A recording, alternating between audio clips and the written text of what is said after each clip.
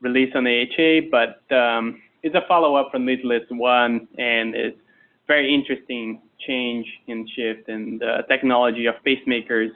As you think about it, pacemaker is one of the two major problems you have. One is the pocket. If you have somebody that's septic or they have lead inflammation, the pocket and the device has to come out, and also lead fracture and lead problems over time can be also a problem. So that's the idea for doing a leadless pacemaker, and that's what they're trying to do. So background, we have about 1 million conventional cardiac pacemakers placed a year worldwide, and the risk of complications is about 10%. The main complications, like I said, related to lead are dislodgement, fracture, insulation failure, infection, cardiac perforation, a venous occlusion, which is very common, and tricuspid regurgitation, which is also about 10% of the patients. And then you have the post-generator complications, which is infection, pocket hematoma, and skin erosion. The objective of the trial was to evaluate the safety and efficacy of non-surgical implantation of a leadless pacemaker on mode VVIR only. So this is not a DDR or a DDD pacemaker. This is a VVI. You're not listening to the atrium. You don't know what's going on up there.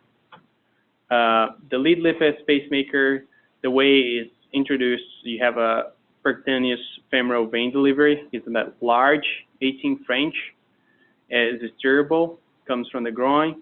And then the device is about 1 cc or 1 ml. The whole size of the device is MRI compatible.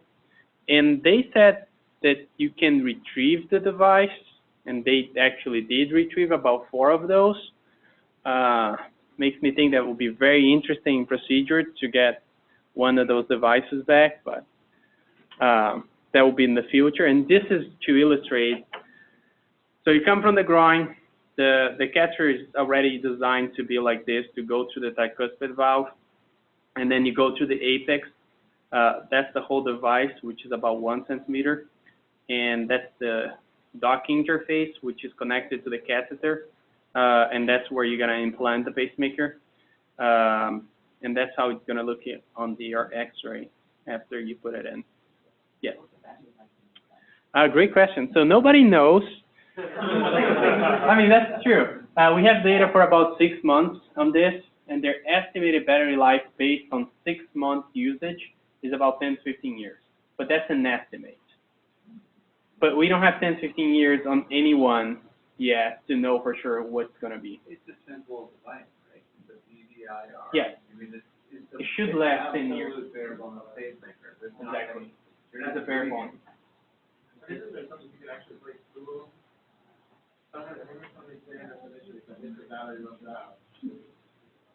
Yeah, they do mention that that it might be harder to retrieve the device after a few years.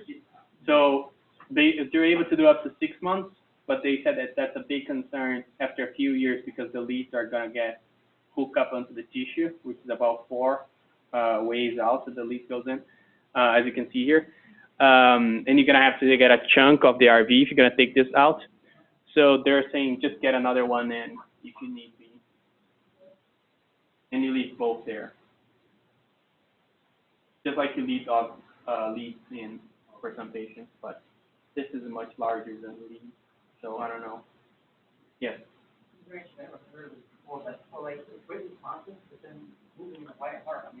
Yeah, it is. And maybe Matt can explain, do you know how the rate response works? It's an accelerometer. So in rate response, it's just an accelerometer, say, 5 movements, right? So the heart will have its own, so you'll just filter out the heart rate phase, and then there's going to be a background acceleration change if you're moving. And then it's just going to... Well, for this one, what the company is saying is that the temperature change would drive yeah. Like when you exercise, you expect to go up on your temperature, likely. And that's what they're saying that the rate should go up to. So they mentioned that. I'm not sure how sensitive it's going to be because we keep our temperature core about the same. So they had about 4 on the run-up phase of the first 300 patients with dislodgement. So they're able to retrieve all of them. It didn't got completely dislodged. So as you can see here, it dislodged, meaning that you don't have good capture anymore and sensitivity. So they were able to capture. But I thought about the same. What if this goes into the pulmonary? And then how do you gonna get there? Is steering up this catheter, which is steering one way, and you have to get a second loop up and have enough torque to grab the device back. Are these immediately MRI compatible, or do you have to? They are MRI compatible immediately. Because the concern on the other ones is, yes, it is the lead. So that's how they designed the trial. It's a non-randomized, but it's a multi-center. They got 56 centers in the US, Canada, and Australia. They had 100 operators putting those in, and only one operator had the experience with this before. The average length of time to put one in is about 30 minutes. Patient selection is very important. So, like I said, it's a VVIR.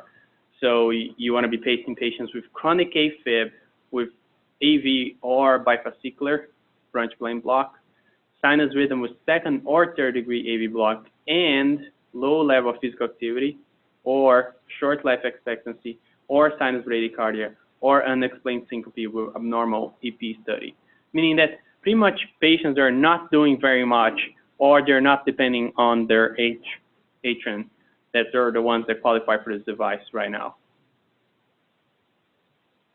And that's how they broke out. So 526 patients were enrolled in the study.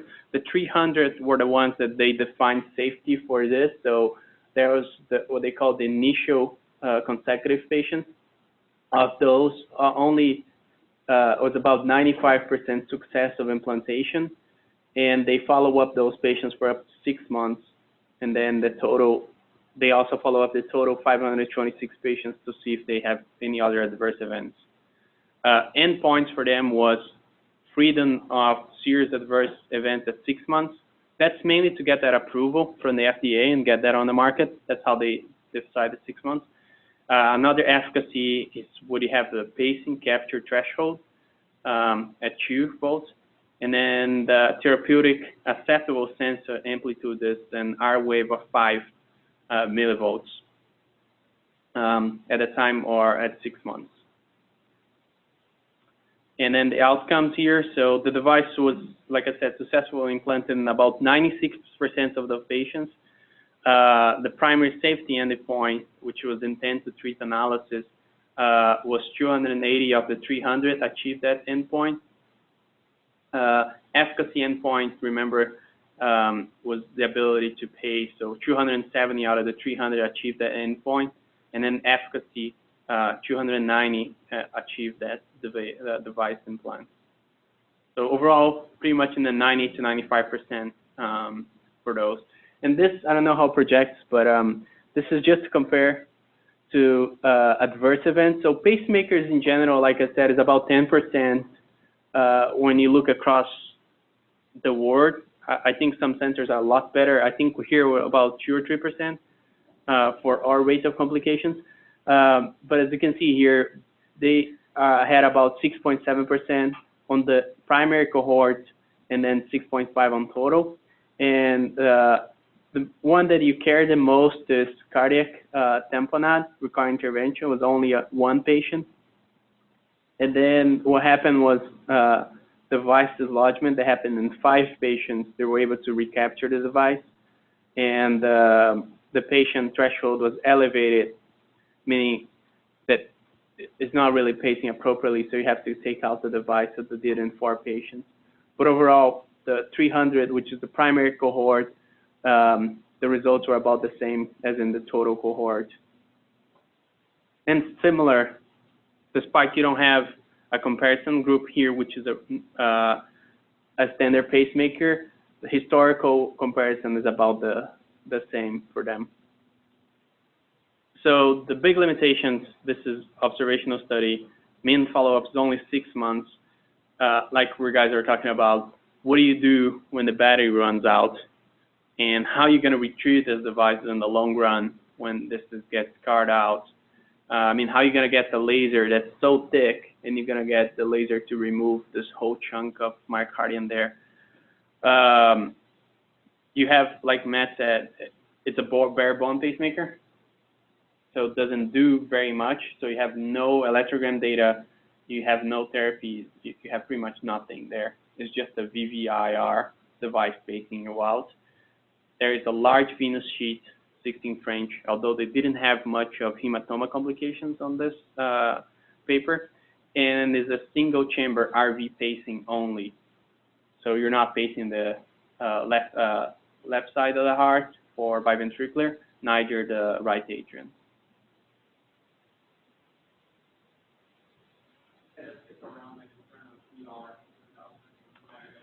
It does. It does. The problem. Yep. Yeah. That's the problem. Yeah. So as you can show here, the steer. You can damage the. Look at the tricuspid valve apparatus here. You can damage that when you're going in. They didn't have that much, but they only have 300 patients in total, 500 patients on the run up. So I think the real world experience is going to tell us some more. Now this is the St. Jude device. Yes. The electronic device is smaller. Yes. Yes, there's other devices. Yeah. And the other thing they're trying to develop is devices that can talk to each other, meaning they have one small one in the atrium, one tiny one in the ventricle, and then maybe another one on the left side. They don't know where that's going to be, but the idea that one can talk to each other and they can talk to your reprogram and they can get some electrogram data for you. Right appendage. So you put a Q, so there will be a DDDR device instead of VVIR. It's about one cc total volume for this device, so pretty small. They don't have it here.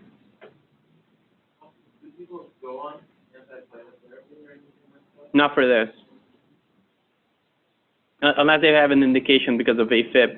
But as you remember, study participants, AFib, or patients that do not need the atrium. So,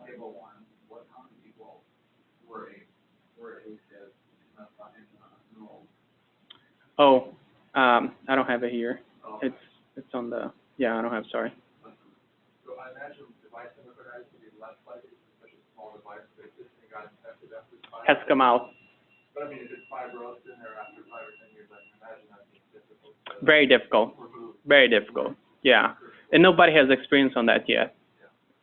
Because when you go in to remove a lead, then you might say a little bit more, you go with the laser, so you're destroying kind of everything around the lead. But when you're removing the lead itself, then you're going to have a chunk of myocardium coming out. And as you can see here, the chunk of myocardium might be a lot bigger. So that's a great question. If they have down the line endocarditis, what are you going to do? So.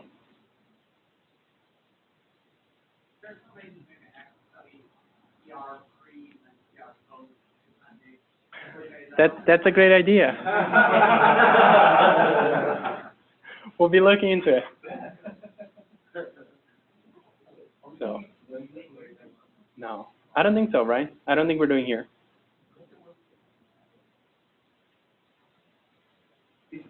There's very few patients that Will qualify? will really qualify. Yeah. Yep. It's an interesting technology, looking for the future, I think. Yep. Sure. Do you guys like immediate feedback? Do we like doing this?